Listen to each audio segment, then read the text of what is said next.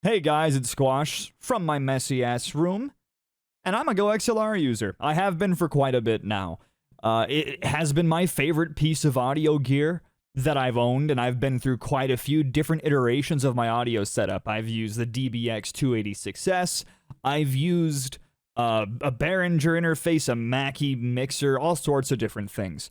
And the GoXLR, on average, does more things right than, at least for a streamer, than most other audio interfaces do. You could regard the sampler and the effects as being sort of unnecessary, but what I would say is that its ability to separate audio and its ability to easily put together a 2PC streaming setup, which I don't currently utilize, but that's okay, it's really excellent. It really is. The motorized faders, you didn't really need that, but kind of a cool touch. I like watching them go up and down and up and down because I'm a child. But there is one thing about the GoXLR that I've always considered to be lacking, and what you're hearing right now, the processing on this microphone, it's not actually being done with the GoXLR's processing. I'm going to talk a little bit about my problems with the GoXLR's processing, the DSP inside of it, and how I used Nectar and Reaper to improve the sound of my audio. Let's get right on into this, shall we? So you'll see down here I have the GoXLR's mic processing menu pulled up.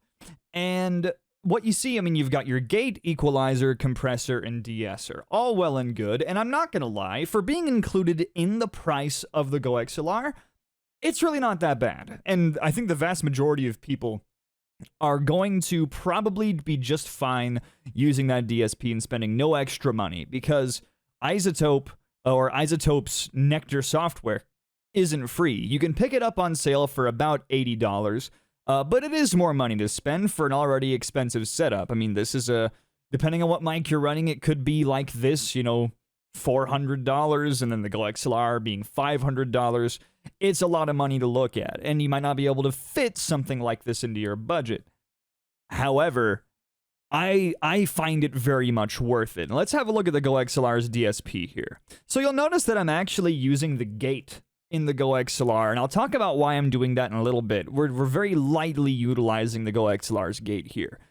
Here you have what is called a graphic EQ, and you'll notice that the sliders in the bass treble, or bass treble and mid sections rather, they all have kind of set ranges. It's very restricting. That and graphic EQs don't give you the best sense of how you're actually influencing the waveform, which is sort of important when you want to tightly EQ your voice. The compressor is, once again, it's serviceable. It gets the job done from a streaming perspective, but it just, I don't know, I don't feel like I get a lot of punch out of the GoXLR's compressor the way that I do with Nectar. And then the De-Esser, you don't even have to use it depending on how sibilant your microphone is or how sibilant your voice's S's are, because it's kind of that combination that can get you.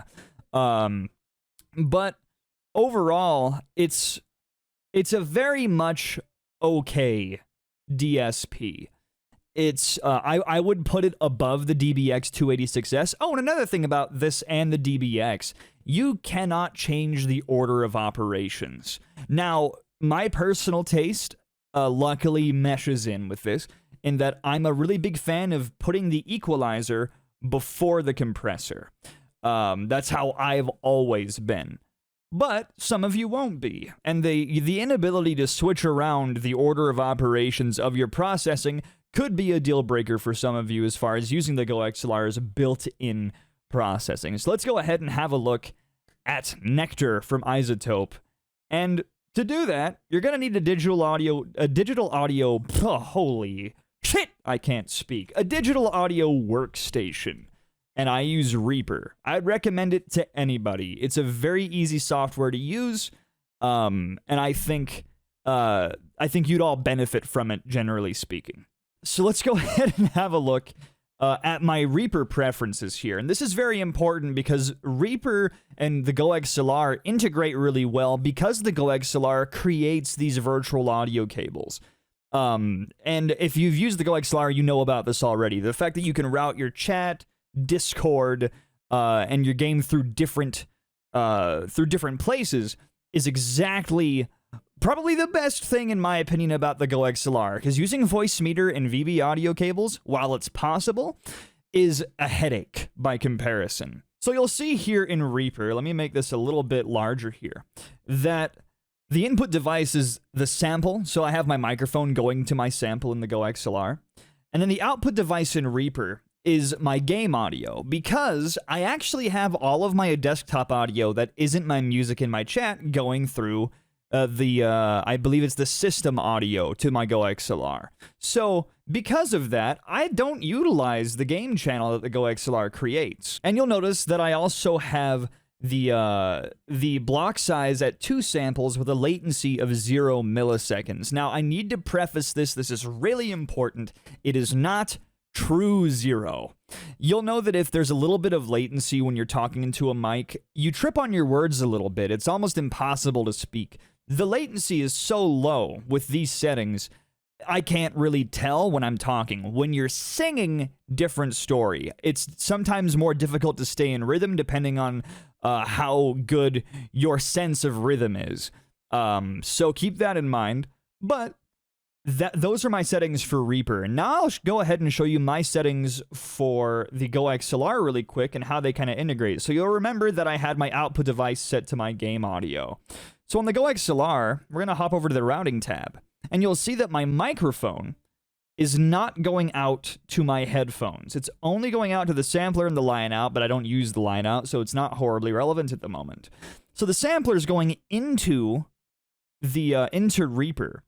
And over here in Reaper, you'll notice that I have this record monitoring button on. So Reaper is sending the record monitoring audio, the processed audio, out to the game audio on the GoXLR. So I have my game audio going to my headphones, and I also have it going to my chat mic. And that is essentially how you replace the standard microphone that isn't processed really at all with the Reaper processed microphone in your headphones and on your chat mic.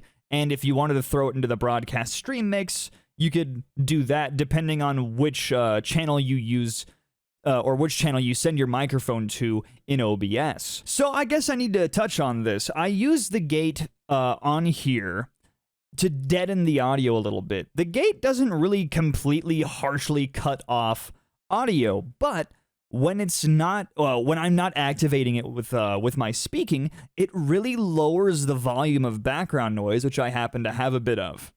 Other people in the house and whatnot. Music playing. Sometimes the TV on the other side of that wall is on. And it helps me sort of manage background noise. But now we're going to have a look back at Reaper, and we're going to have a look at Nectar 3. So this does have pitch correction in it, but obviously for spoken word, you wouldn't use it. So you'll see on the gate here that when I'm not speaking, that those dark, the dark waveform, that's really my background noise. Ambient noise, maybe sound coming through the walls, which I have a bit of. It's very low. Very easy to gate out. If the GoXLR had the gate off, you'll notice that the background noise is now far louder. And that's why I use the gate on the GoXLRs, to really mitigate or to better separate the background noise that's coming through my walls from my speaking voice. So, and it's easier to do this with this than it is with the GoXLR because of the visualization. It's a lot easier to fiddle with knobs and such when you know the impact that those things are having on the waveform. Now, another thing that you can do, you can use the vocal assistant button here. It is not perfect. I would recommend for quite a few different things as far as EQing and compressing.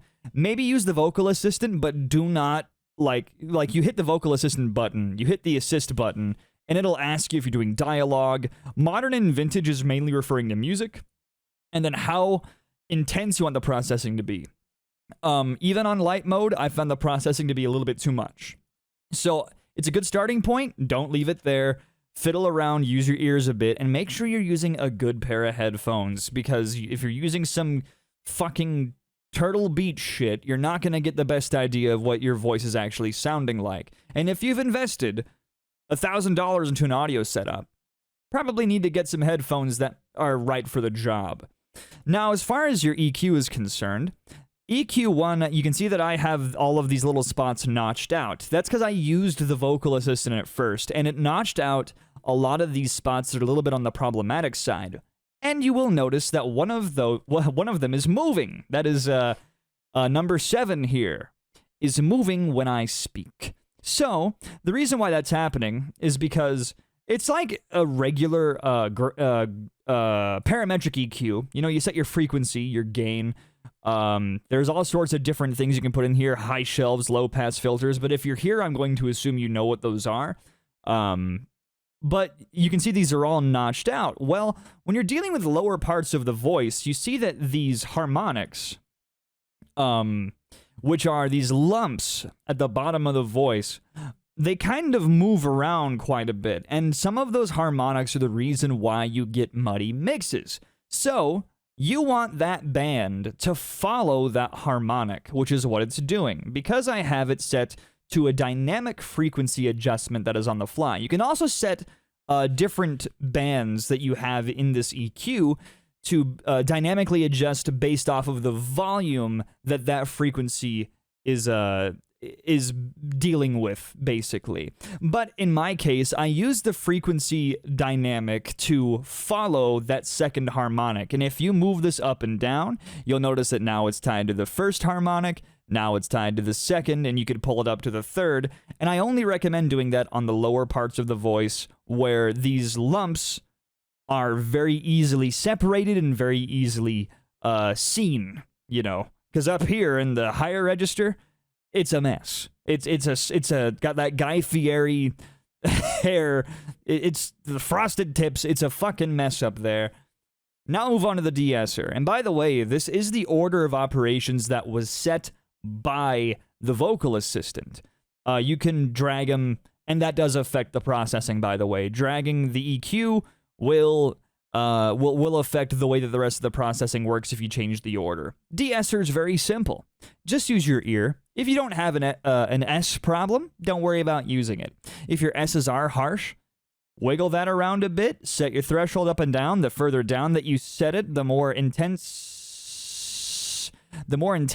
that your De-Esser will wind up being. Super easy to use, fantastic. EQ2. Now, I noticed that on the vocal assistant, it had this really intense boost on the high end that it hurt my ears. I deadened that down a little bit, so I would keep that in mind. It throws a high shelf up here at the top to raise up all of those frequencies. I did experiment with a low pass filter here that's not activated right now. I have this proportional Q band here that is... I'm kind of experimenting with different things as far as the dynamics here. So I have this set to gain, so it kind of wiggles up and down a bit. This one right here at about 550, very slight cut, but it sort of widens the soundstage of the vocal, which is kind of what I like. I kind of like that radio tone, very powerful broadcast sound. And then over here, you'll notice that I have yet another frequency another frequency notch, but it's up. It's a band shelf, and it follows the fundamental harmonic of my voice. And then I don't actually use a high pass filter because I don't find it to be a horribly offensive sound, at least in these headphones. I haven't ever had any experiences with people telling me that I'm vibrating their fucking sound setups when they watch. And, you know, use a high pass filter if necessary. For spoken word, a lot of the time, it's not horribly necessary as far as live streaming is concerned. You're not a voiceover artist. It's not a problem if you kind of have that punchy radio broadcast sound. You don't have to sound like you're recording a professional voiceover. You want your voice to pop when you're live streaming. At least I want my voice to pop. And you should be basing all of this off of what you want your voice to sound like. Now, moving on from there, you've got the compressor. Now, the compressor is really cool because there's all these different modes. I personally use vintage. Very easy to use. You set your threshold here. And this is also really cool because in the GoXLR, when you set your threshold, you can't actually see what levels that you're hitting. here, you set your threshold based off of the waveform, based off of the levels that you're hitting. You set your ratio based off of that, your attack, release. You can have it automatically adjust the amount of makeup gain that it applies. And there also is the setting that it's peak and RMS. So what it reads here is it says, determines how the input level to the compressor is calculated. The peak compressor responds to instantaneous peak levels. The RMS compressor responds to time-averaged input levels. I use peak, and I've used RMS from a functional standpoint. You probably won't be able to tell the difference as a live streamer. But either way, they get the job done. It keeps my voice very uniform sounding, and you could also add some reverb and dimension, you know, fucking hit him with the I can feel it coming in the air tonight. You know, it's the effects on here are also far better than the GoXLRs, but they're not as convenient as the buttons are over here. Now, what you're going to see over here, on the right, you have the ALM, which is the auto level mode, and then the limiter, both of which I use. So I have the auto level mode that sets the microphone to attempt to always kind of hit this -15 area before it's processed. Then the limiter, this is post-processing. I have it limited to like -10.4, which is a pretty good level for OBS. It's not too loud. You won't be blowing your viewers' ears off. You don't want to crank this up way past the limiter. You know, like this little bit here, you'll see this orange bar over here on the right, down from the top of the limiter thing. The higher that you set this, the larger that bar would likely become. It doesn't really do it on my setup at the moment, but the higher that you set this, the more horribly compressed your voice is going to sound, and that's really probably not what you want. You want a bit more of a natural sounding level of compression that you've already achieved over here. This is really just the icing on the old cake. This is a very important thing to hit on here. Reaper, when you have the VST open like this, will use some of your GPU. The longer that you leave this open, I have found, the more of it will use. I'm running a 2070 Super, and I've had Reaper eating over half of my GPU's resources. So when you're not adjusting it, close it. Another thing that you can do here is when you have your preset built, there's a lot of presets in here that you can start off with. Dialogue, music, all sorts of stuff, and these are all tailored for vocals. This is a vocal VST, whereas Neutron is a bit more of an everyman. But if you're doing dialogue, I would say Nectar is the better software. And then you have the custom ones. So, like I just did some editing on this one. I can update it. You can add a new preset, and that will save the entire profile that you've just made beginning to end, and you won't have to worry about resetting it up, you know? You'll just have to worry about annoying yourself with your constant need to sound perfect, and then you'll go through here and here and here, fiddling with knobs because it just never quite works. It's horrible. It's a horrible existence. But yeah, when you're not using the VST, when you're not adjusting it, go ahead and just close it. But back to how it works, I'll recap it one more time. You speak into the microphone. The microphone goes only through the sampler here. It goes through the sampler, not to your headphones. Then, I didn't mean to open up Opera, that's funny. I was going to open up Scooty Puff's stream. Fuck yeah, we love Scooty Puff, guys. We love Scooty Puff. But, then your sampler is your primary device in Reaper. So that goes into Reaper. Into here, you have your effects turned on. You have Nectar, which I'm going to link Izotope's website. Check to see if it's on sale. Sometimes it is. It retails for like, I think it's between $200 and $250. Sometimes you'll catch it on sale for $80, and it's a fucking, it's a dream at $80. I paid $200 for a DBX 286S, and that thing absolutely blows shaft compared to this software. But yeah, you'll process the audio. You have the record monitoring button on, which will send it out through the game audio as we have set in Reaper. And then over here, you have your game audio going to your headphones, basically going anywhere that your regular microphone was going beforehand. The game audio will now be going to. It replaces your microphone. And another nice thing here is that the samples are not processed with the voice. So you can actually get clean sounding samples. Like if I... Nah, I don't really feel like it. That is not being processed by Reaper. Nah, I don't really feel like it. You know, so you're not getting compressed EQ'd samples either. And that basically wraps things up. This is a super, super useful upgrade to the GoXLR. And you can get your latency so low that you can't even really tell when you're talking. But I would recommend get Reaper first and try setting the latency that low with your GoXLR and see kind of what happens. You know, I run a very powerful machine, a 3900X with a 2070 Super.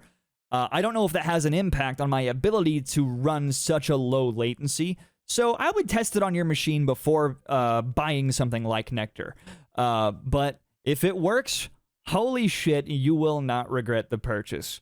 Ladies and gentlemen, this has been Squash, the audio maestro, self-proclaimed. Fuck.